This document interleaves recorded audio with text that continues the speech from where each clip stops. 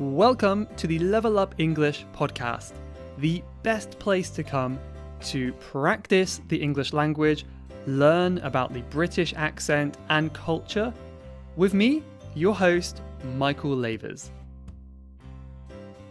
Hello and welcome back to the Level Up English podcast. Michael here, and thank you for joining me, whether this is your first time or you are joining me again after many weeks of episodes. Thank you so much for spending this time with me. We have a really useful episode today. I really hope it's going to be useful because we'll be talking about spelling. I have had this question a few times recently, and it occurred to me that despite doing this podcast for many years, I have never covered the topic of spelling in English, even though it's such a difficult one. So I've got some really good, I'm biased, but I think I've got some really good ideas on this topic today. Before I get to that, I want to give a little bit of a life update. Well, a life update with me, a work update, things that I'm working on and doing at the moment. So one exciting thing for me, and hopefully you as well, is I am working on getting a new kind of studio. I'm actually going to have a studio for once rather than always moving around. So I know most of you are listening to the audio version. That is where I put most of my focus for this podcast. But I do also have a video version on YouTube, which you can find very simply at Level Up English Podcast on YouTube. I put a little bit less work into that, honestly. It's not as popular, I would say, as the audio one, but it's nice to see the growth on that channel and more people watching my face for some reason. So thank you for subscribing if you do. That means a lot to me. But why was I saying that? Yeah, so if you do watch the video version, you will know that I move around a lot. My background is always changing. I do lots of travel. I'm going from house to house, right? And it's not so great for podcasting, so I'm really excited to be soon, hopefully in the new year, have my own little studio. I'm going to get a new microphone that's going to sound much better than this one, hopefully, and have a nice background as well. Really cannot wait for that. That's going to be amazing. So yeah, as I said, that should be hopefully December, January, I can start getting that sorted. Fingers crossed, but hopefully that will be good for you guys because it will be reflected in the audio quality as well, and you will have a nice increase in quality. Let's hope so. The other thing that I want to update you guys on, to mention, is at the time of recording, which is now November, I have been doing so many updates to Level Up English. Now that I'm back in the UK, I'm ready to focus more on the content.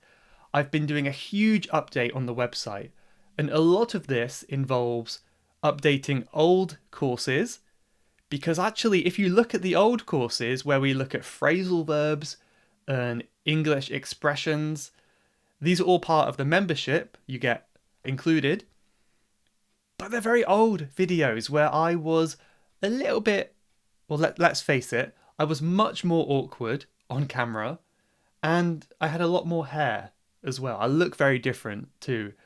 So some of you will be sad, but some of you might be happy to see I'm updating these old videos with modern day Michael, with a little bit better audio quality as well. I'm also moving things around. So I used to have many different courses, all for different things, expressions, phrasal verbs, idioms, all these things. But now I'm combining them into bigger courses. So I've got one course on vocabulary, one course on grammar, one course on pronunciation.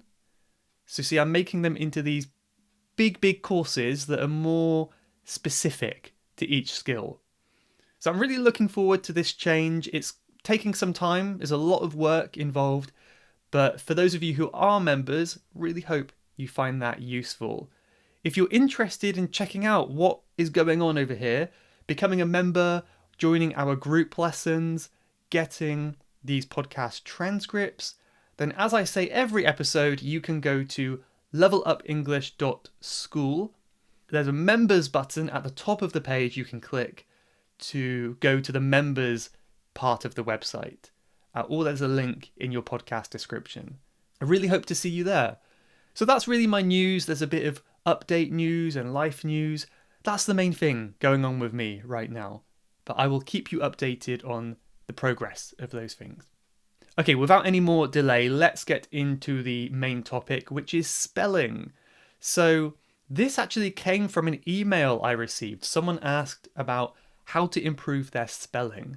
And I sent back a few paragraphs with my ideas, and this episode is going to be an expanded version of the paragraphs that I sent this person. Because I feel like I had some good tips that I could share, and hopefully some of you will benefit from these. But the first thing I said to the person who emailed me was to reassure them that they're not alone. In fact, native speakers find spelling difficult too. And I'm going to talk more in the private episode this week on Friday about why English spelling is so difficult. We're going to look a bit about the history and some other things like that. I think it will be interesting. But basically, English spelling is not simple. It is not consistent. It changes. Sometimes GH can make an F sound, but sometimes, F can make it F. I don't know, different things make the same sound, basically. So it's very confusing. I remember being in primary school when I was younger. Myself and all my other classmates would really struggle with spelling, and it's very, very normal for young children not to know how to spell properly. And a big issue, of course, these days is autocorrection.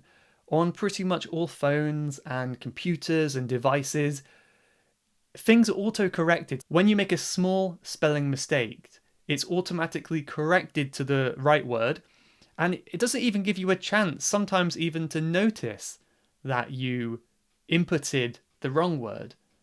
So that is a good thing, but it's also a bad thing because it's not good for learning the spellings yourself. Of course, for those of us who do more handwriting, spelling will be more important. But personally, I don't write anything. I don't even have any paper. And spelling is just not really much of an issue for me because, again, autocorrect comes to my rescue. So yeah, for some of you, spelling may not be a priority, and that's totally fine. If you think you only use phones, or maybe you never even write English, it's really not a big deal, so don't worry too much. If you do more handwriting, or you just want to improve your knowledge of English spelling, you just think it would be a good thing to learn, then you can follow my advice here. But don't worry too much. So my first tip is obviously turn off autocorrect.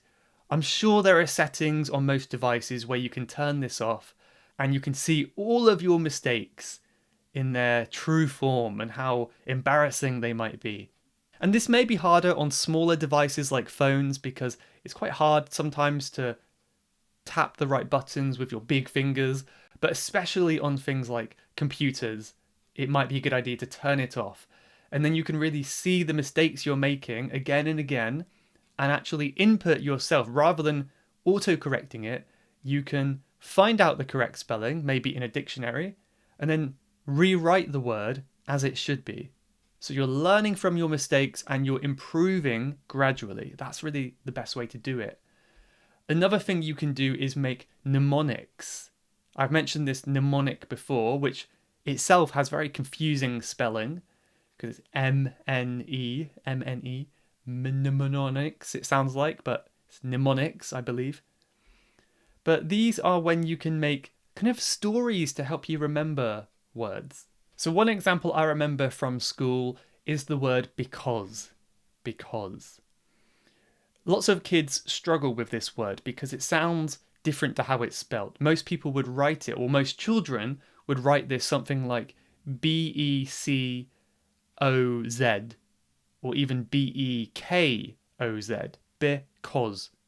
It's very different to how it's spelled. So we would be told this story that was something like, big elephants can't always use small exits. So if you look at the first letter of every word in that sentence, it spells the word because. big elephants can't always use small exits.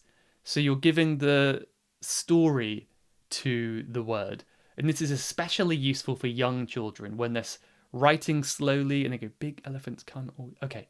And they get the spelling that way. A little bit harder when you're writing quickly, of course. And there are more advanced ones, of course. Like another confusing one is the word believe, because we have L-I-E in the middle, which is a bit strange, believe. So there's a sentence which is never believe a lie. And this sentence helps you remember believe contains the word lie, L-I-E, in the middle. But whatever word you struggle with, just maybe Google some mnemonics for that word, and it might give you some ideas as to how you can make a story to help you remember.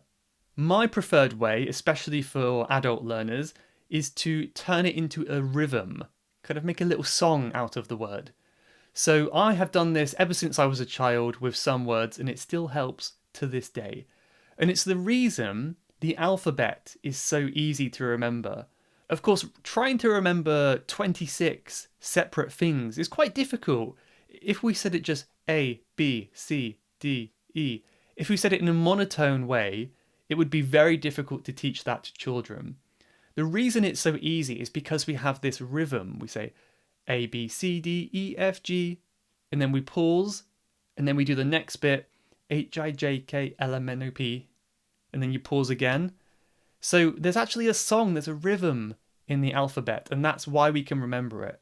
And for children who forget the alphabet, they can just sing the song and they remember what letters come next. And I do the same with words now. Let's look at the word because again. I still have to kind of sing the song in my head whenever I write this word. So I just say B-E-C-A-U-S-E. Right? So it's very, very simple. There's a small rhythm to it. Like the way that we talk about phone numbers, at least in England, we use it in this rhythm. We split it up into groups, into chunks, right? And speaking of chunks, that is another thing you could do with a difficult word. Very often in my head, I will say the word in my head differently to how I say it out loud. So when I'm writing the word island, in my head, I'm saying Island, Island, because that's how it looks. So I'm writing Island, but then I'm saying island. So if you have that kind of way of saying it in your head, that can help as well. Another example, difficult word, is the word epitome. Epitome. When I write this word, to try to help me remember the spelling, in my head I'm saying epitome. Epitome. Right? Because that's how it looks. And yeah, breaking into chunks can help as well. So one of the words I always struggle with is the word embarrassed, because we have a double R and a double S. And I always forget, is it one R, one S? Are they both double, or is it double B, double M? I never remember. I'm getting better. But one thing you can do is break it down. So you have M, bar, ras, sed. Embarrassed. So you can have those chunks in your mind when you're writing it. Embarrassed. But of course, when you say it, you say embarrassed. Hope that makes sense, but see if that works for you. One more really interesting thing that I thought about when I was replying to this email was how very often you don't know the spelling for words in your brain anyway. So we have this thing called muscle memory. Muscle memory. And this is when your body remembers how to do something that your brain cannot recall. So what I mean by this is, if you ask me right now, spell the word chronological, it will take me quite a while to think about it, like C-H-R. It's quite slow. But if you ask me to write the word chronological, I can do it quite quickly, pretty quick, right? Very often we actually have the spelling inside somewhere. It's just not in the part of the brain that we can recall very easily. And you'll notice this when you type on the computer. If you have typed a word many, many times before, it's so much easier to type. And if it's a brand new word, even if the spelling is quite simple, it's very slow to type it because your fingers haven't practiced that before. You haven't got that muscle memory of that word yet. So I don't really know what this means. This could mean when you want to know the spelling, you could imagine typing the word, or maybe you can type the word. If you're not sure how to spell something, but you happen to be by a computer, just type it out. And you might surprise yourself that your fingers actually know how to spell before your brain does. It's a really weird feeling, but I think you'll know what I mean if you try it. For my next tip, you might be surprised that I haven't mentioned this one until now, but I'll explain why. This one is learn some rules. So believe it or not, we do have rules for some spelling in English, but there are also many exceptions. So I'll give you one example. We have the adjective friendly. Friendly. You're a friendly person. It ends in the letter Y. However, when you put it into a noun and you say friendliness or friendlier, the Y changes to an I, right? Friendliness. So that's one rule for most adjectives that end in a Y. If you add ness or you turn it into a superlative, something like that, it usually changes to an I, because we don't often have Ys in the middle of words like that. So that's one rule that usually works, and that's going to help you for many other words as well. But of course, there are many, many exceptions to most spelling rules.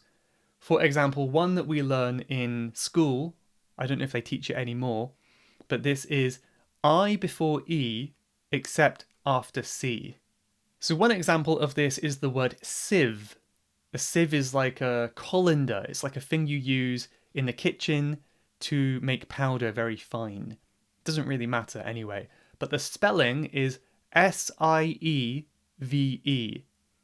So people get confused. Should it be SEI or SIE? The rule here is you always put I before E, unless it comes after a C. If it comes after a C, it's different. It's CEI. However, there are so many exceptions to this rule, it's really not worth learning. There's so many things that don't match this pattern. So maybe they've stopped teaching it now because it's not super helpful, to be honest.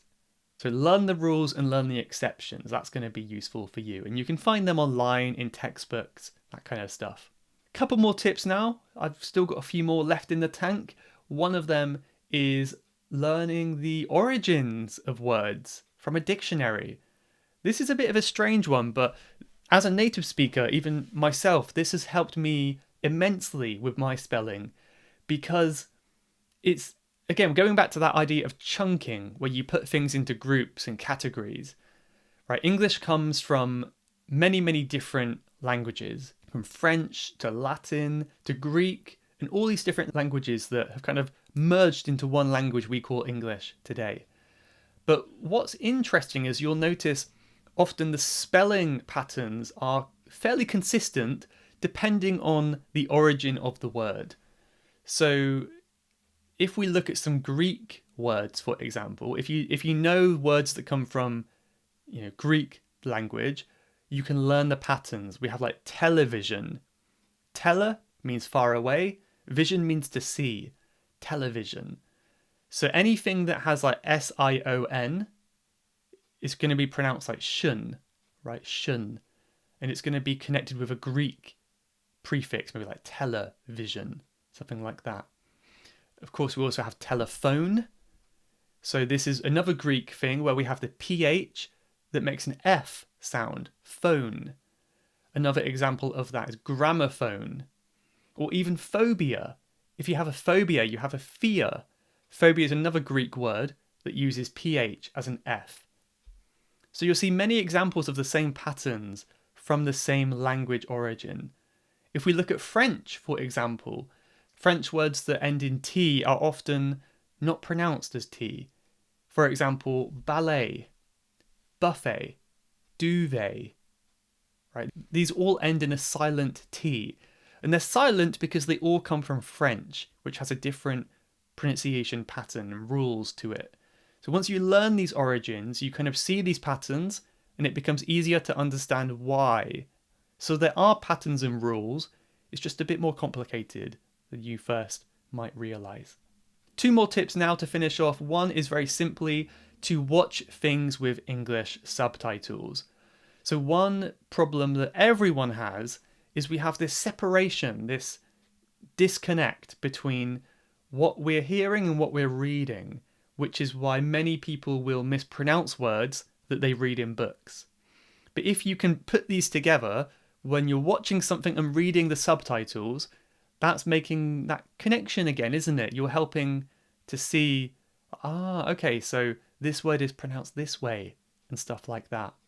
You know, this is something I try my best to do on Level Up English members, where I'm trying my best. I'm not all, but most of the videos have subtitles. We have courses that help you read a story where you can listen to the audio. So all of that kind of stuff helps train your ear and your spelling as well. My final tip today is just read. Lots of reading, that's it. The more you read, the more words you will learn. And one tip as you're reading is to look up new words. If you see some new words that keep coming up again and again, look it up in an online dictionary, listen to the audio that's connected with that word on the website, and that's a good way of learning new words, but also seeing the spelling and the pronunciation as well. So reading is a good technique for that. But there we go. Those are my tips. There's a lot there. I'm going to summarize it over on the show notes, which you can find at levelupenglish.school/podcast192. So there's a lot there, but hopefully that was helpful. But as I said right at the beginning, I struggle myself with spelling. It's not easy. Even native speakers and teachers get spelling wrong too. So don't worry too much, but I hope my tips helped you.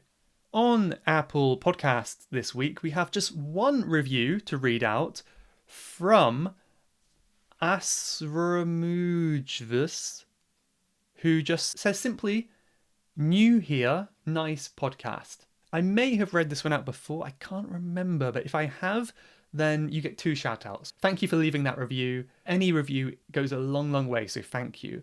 Another thing you can do is subscribe. So if you're listening to this podcast on Spotify or Apple Podcasts, make sure you're subscribed. If you follow the podcast, you click the subscribe button, that will help me go higher up in the podcast charts.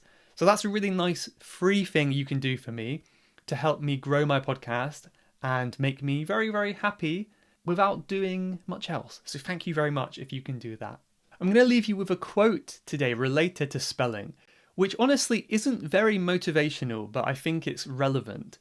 This is from someone called Faina Renevskaya, who says, "Spelling mistakes in a letter is like a bug on a white shirt." In other words, it ruins the letter, right? And I can kind of agree with this. When I get a nice email, especially from an English person, that has a few spelling mistakes in, it really affects my impression of this person, and it gives me the idea that they haven't put much care into their writing. So it's really important to have good spelling to leave that good impression. But anyway, I'll leave you with that kind of warning today. But thank you for watching or listening, appreciate it, and I'll see you in the next episode. Goodbye, everyone. You have been listening to the Level Up English podcast. If you would like to leave a question to be answered on a future episode, then please go to levelupenglish.school/podcast. That's levelupenglish.school/podcast. And I'll answer your question on a future episode. Thanks for listening.